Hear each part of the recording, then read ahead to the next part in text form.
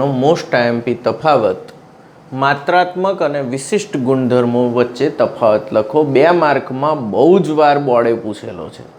બરાબર તૈયાર કરજો. માત્રાત્મક ગુણધર્મો, વિશિષ્ટ ગુણધર્મો. પ્રણાલીના જે ગુણધર્મના મૂલ્યો તેમાં રહેલા દ્રવ્યના જથ્થા પર આધાર રાખે છે તેને પ્રણાલીના માત્રાત્મક ગુણધર્મો કહે છે.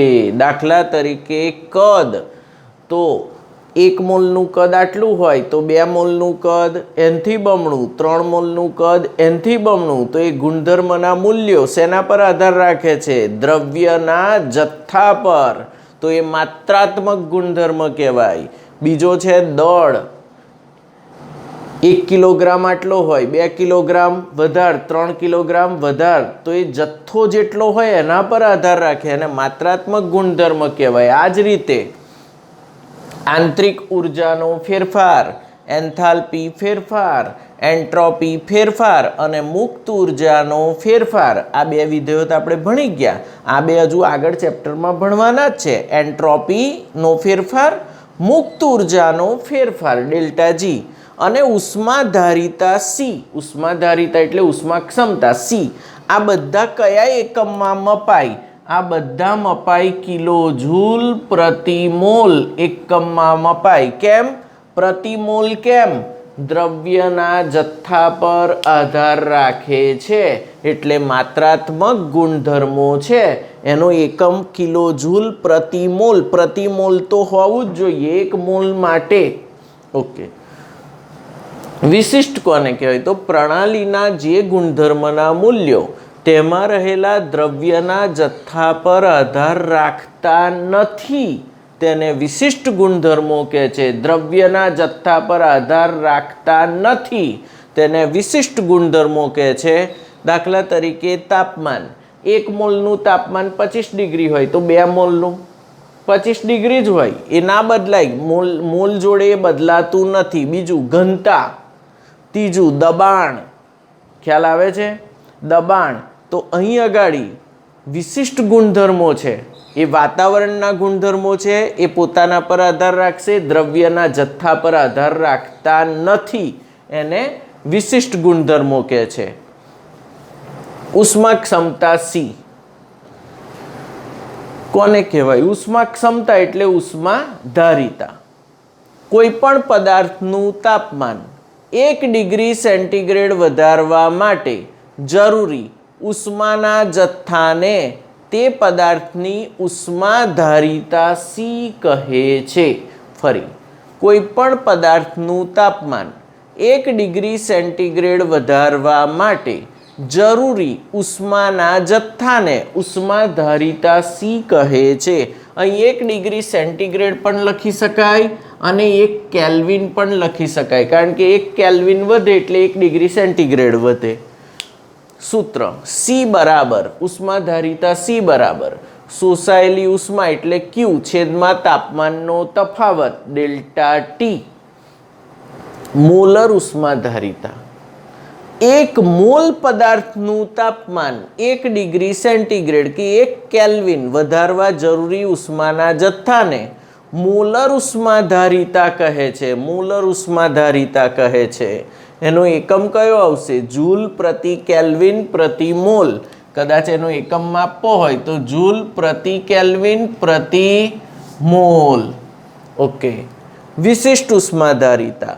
હવે મોલર હોય તો 1 મોલ પદાર્થ આવે અને વિશિષ્ટ શબ્દ આવે એટલે 1 ગ્રામ આવે. મોલર હોય તો 1 મોલ, વિશિષ્ટ હોય તો 1 ગ્રામ.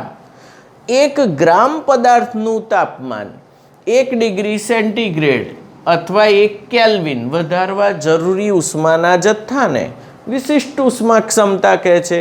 વિશિષ્ટ ઉષ્મા ક્ષમતા બરાબર શોષાયેલી ઉષ્મા ભાગ્યા તાપમાનનો તફાવત તો હતો જ, ગુણ્યા 1ના છેદમાં પદાર્થનું વજન ગ્રામમાં.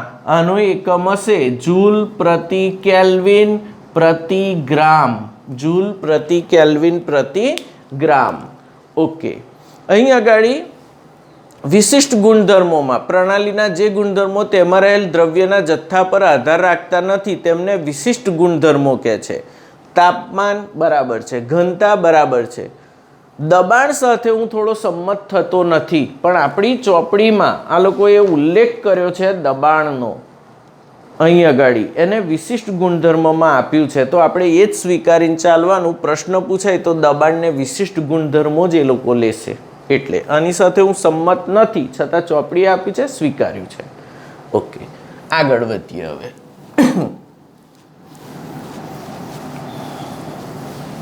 હવે તમને એમ કે સીપી અને સીવી વચ્ચે સંબંધ તારવો. 100% ના પૂછાય પૈસા પાછા. સીપી અને સીવી વચ્ચેનો સંબંધ તારવો. સીપી અચળ દબાણે ઉષ્મા ક્ષમતાને સીપી કહે છે. ઉષ્મા ક્ષમતા લખો અથવા ઉષ્માધારિતા લખો. અચળ દબાણે ઉષ્મા હું ધારિતા કરી દઉં છું, આપણી ચોપડી પ્રમાણે જ તમને ભણાવું છું. ઉષ્માધારિતાને સીપી કહે છે. હવે અચળ દબાણે તો સીપી બરાબર ક્યુપી અપોન ડેલ્ટા ટી લખાય.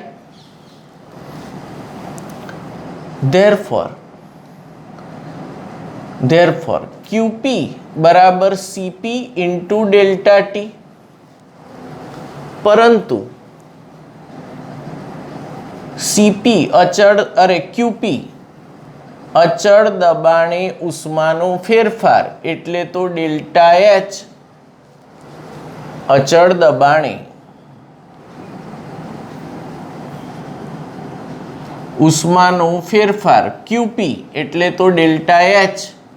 तो તમે અહીં શું લખશો? therefore delta H is equal two CP into delta T. સમીકરણ કેટલું મળ્યું? આ પહેલું. બીજું સમીકરણ, અચળ કદે ઉષ્માધારિતા ને સીવી કહે છે. અચળ કદે ઉષ્માધારિતાને શું કહે છે? સીવી.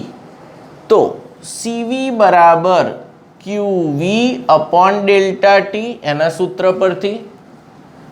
તો QV is equal to CV into delta T. પરંતુ અચળ કદે ઉષ્માનો ફેરફાર QV is equal to delta U, આંતરિક ઉર્જાના ફેરફાર જેટલો. તો અહીં લખીશું delta U is equal to CV into delta T. સમીકરણ અને કયું કહીશું? 2.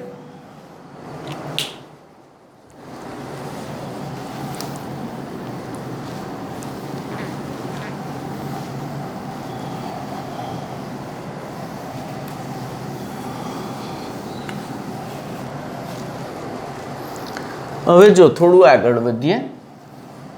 હવે આપણે જાણીએ છીએ ડેલ્ટા H બરાબર delta U plus delta P into V. પછી જો અચળ દબાણ હોય તો P ને કૌંસની બહાર કાઢી નાખીએ. ડેલ્ટા H બરાબર delta U plus P delta V એવું લખતા, પણ ખરેખર ડેલ્ટા પીવી આવે. This is absolutely correct. તો હવે આપણે જાણીએ છે કે પીવી બરાબર NRT. therefore delta PV is equal to delta N into R into T. હવે 1 મોલ વાયુ માટે 1 મોલ વાયુ માટે n બરાબર 1 તથા આર તો કેવો છે? અચળ જ છે. therefore delta PV is equal to R into delta T. વાત સાચી? n 1 લઈ લીધો, આર અચળ છે બહાર કાઢી નાખ્યો એટલે R delta T. P delta V લખો તોય ચાલે, આર ડેલ્ટા ટી આવી જાય. ઓકે, આને સમીકરણ કયું કહેશો? 3. આને કયું કહેશો? 4. સમીકરણ 1, 2 અને 4 ની કિંમતો 1, 2 અને 4 ની કિંમતો 3 માં મૂકતા ચલો મુકાવો ડેલ્ટા એચ બરાબર CP into delta T is equal to delta you બરાબર સીવી ઇન્ટુ ડેલ્ટા ટી મેર પડે છે ને બધાનો ડેલ્ટા પીવી બરાબર આર ઇન્ટુ ડેલ્ટા ટી વાત સાચી અને આ બાજુ લાવો સીપી માઇનસ સીવી કૌંસની બહાર ડેલ્ટા ટી બરાબર આર ડેલ્ટા ટી ઉડી જાય ધેરફોર સીપી માઇનસ સીવી બરાબર આર આર શું છે વાયુ અચળાંક એનું મૂલ્ય 8.314 જૂલ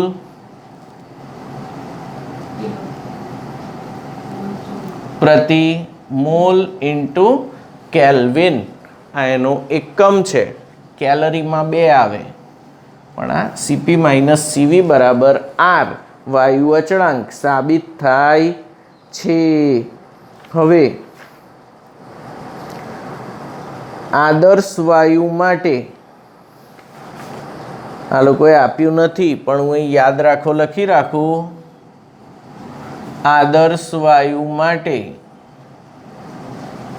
સીપી અપોન સીવી બરાબર ગેમા કહેવાય ઇઝ 1.4 હોય છે આદર્શ વાયુ માટે સીપી અપોન સીવી એટલે ગેમા કેટલો હોય 1.4 હોય છે જે ડબલ એડવાન્સમાં કંઈ કામ લાગે તો બાકી તો સીપી માઇનસ સીવી બરાબર આર એટલે સુધી તમારા સિલેબસમાં છે ફરી એકવાર સીપી ને સીવી વચ્ચેનો સંબંધ તારવો આ ના પૂછાય તો પૈસા પૂરા પાછા આપવામાં આવશે ધ્યાન રાખજો અચળ દબાણે ઉષ્માધારિતા એટલે સીપી હવે સીપી એટલે ક્યુપી અપોન ડેલ્ટા ટી ક્યુપી બરાબર સીપી ઇન્ટુ ડેલ્ટા ટી અચળ દબાણે ઉષ્માનો ફેરફાર ક્યુપી એટલે તો ડેલ્ટા એચ તો અહીં ડેલ્ટા એચ બરાબર સીપી ઇન્ટુ ડેલ્ટા ટી કેટલા મોલ વાયુ માટે 1 મોલ જો n મોલ વાયુ હોય તો અહીં અગાડી સૂત્ર બનશે જાણવા માટે ડેલ્ટા એચ બરાબર એનસીપી ડેલ્ટા ટી શું આવે સૂત્ર ડેલ્ટા એચ બરાબર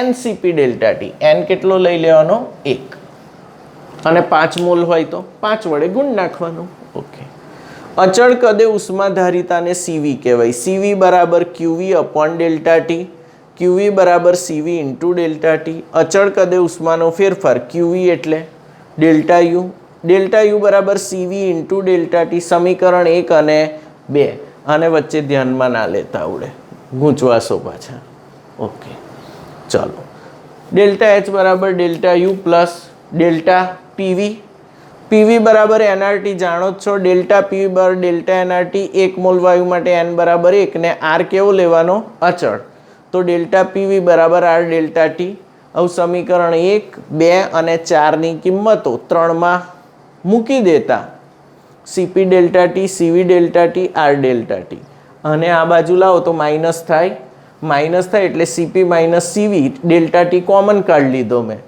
R delta T CP minus CV બરાબર આર આ મેથેમેટિકલ સ્ટેપ તમારી રીતે સેજ ચેન્જ કરી શકો બાકી જવાબ તો આ જ આવશે આદર્શ વાયુ માટે સીપી અપોન સીવી એટલે ગેમા 1.4 મળે છે આર વાયુ અચળાંક છે એનું મૂલ્ય 8.314 જૂલ પ્રતિ મોલ ઇન્ટુ કેલ્વિન